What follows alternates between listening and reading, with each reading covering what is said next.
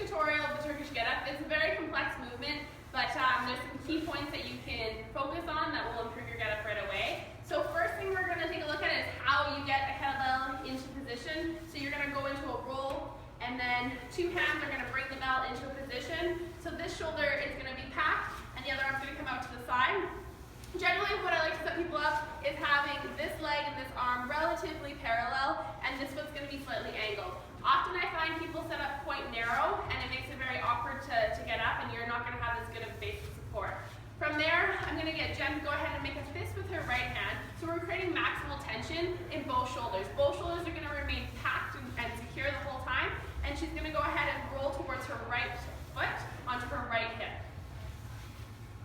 So from there, she's actively driving this elbow down so the bottom shoulder stays packed and this shoulder also stays packed. So she shouldn't have any excessive shrugging or rolling forward of her shoulders.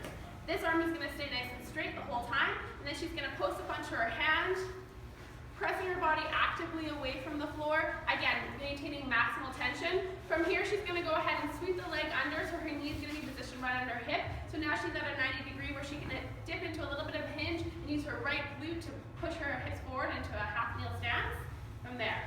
So in this position, she's aligned herself, so we've got a nice vertical arm, packed shoulder, good shoulder stability, no breaking tension of the wrists at all, so everything's staying nice and aligned. She's going to drive up to a full standing position to complete the get up portion, and now we're going to reverse this. So she's going to go ahead and step back down, 90 degree angle. From here you have two options. She can open up at a 90 degree that way, or if we show the other way, into a sweep. So either way is fine. It depends typically on what surface that you have, but you want to make sure the bottom line is you've got a 90 degree, so your knee is going to be right in front of your hip, and then your ankle is going to be right under that, and it's 90 degree from there.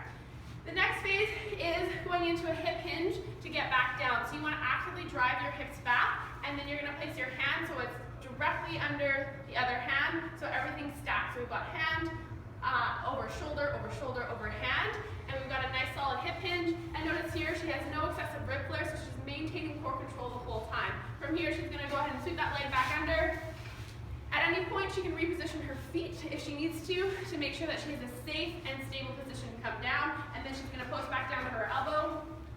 And then she's going to do a slight tuck of the tailbone and roll down and safely bring it down with two hands, and then put it down the same way she got it up.